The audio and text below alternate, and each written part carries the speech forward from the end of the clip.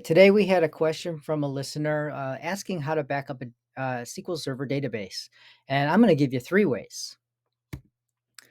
So, the three ways we're going to talk about today are just using SQL Server Management Studio, the GUI. So, we're going to go through that, show you how to do it, just do a quick backup. Then I'm going to show you how to do it with just TSQL, Transact SQL. And then I'm going to show you how to do it with Ola Hallengren's backup solution. And I actually have a whole video that I've done on the whole Ola Hallengren backup solution. So check that out if you're interested.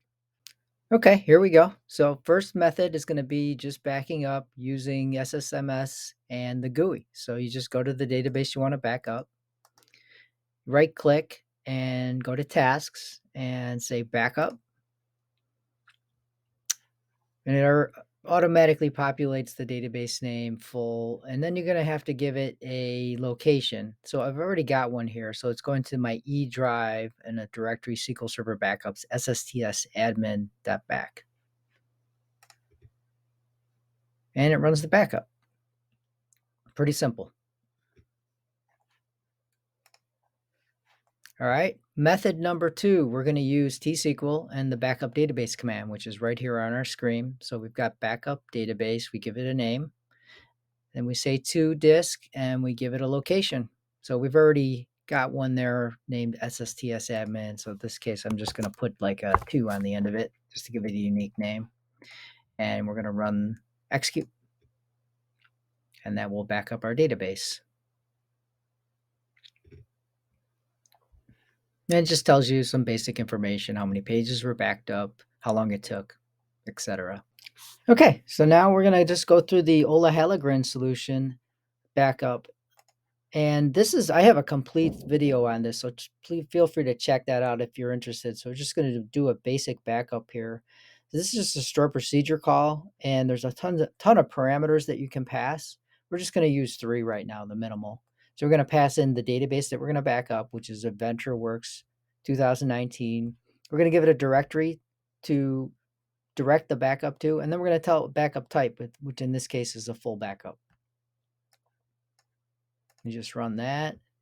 As that's running, I'm going to guide to the parameters of this. So we've got the database backup store procedure. And as you can see, there are a ton of parameters, so lots of options to check out. Check out my video and then feel free to play with the tool yourself. And I want to show you where these all went. So in the case of the Ola Hallengren backup, so the other backups we ran went straight to one directory and we just gave it 2 different names. So the D SQL Server Backups directory.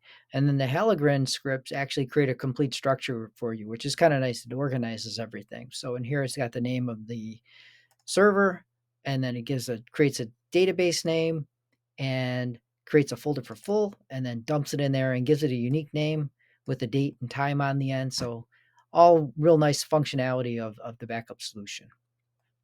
So again, check that out if you guys are interested. There's a complete video on the Ola Hallengren backup solution. And last thing we're going to do is restore. So here I've got a restore command. We're going to restore the SSTS admin database. Now, since we've already got SSTS admin in this server, we need to restore it as a unique name because I don't want to overwrite it in this case. So restore the database, give the new name. Then we're going to say from disk and give the location of where the backup is.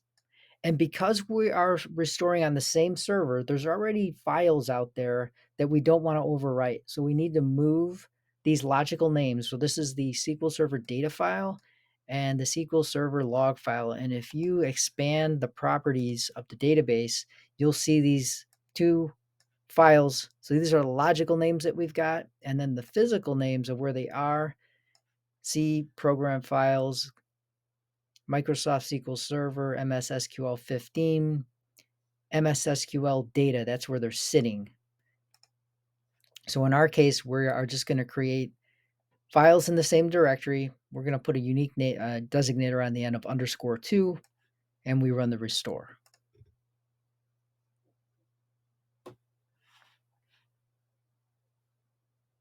And that's it. That's it for today's video. Thanks for the question. I hope that I answered it to your satisfaction. Hey guys, if you're enjoying the videos, please like, subscribe, leave some comments, and of course, if you have questions, drop them below or put them in the URL. Talk to you later.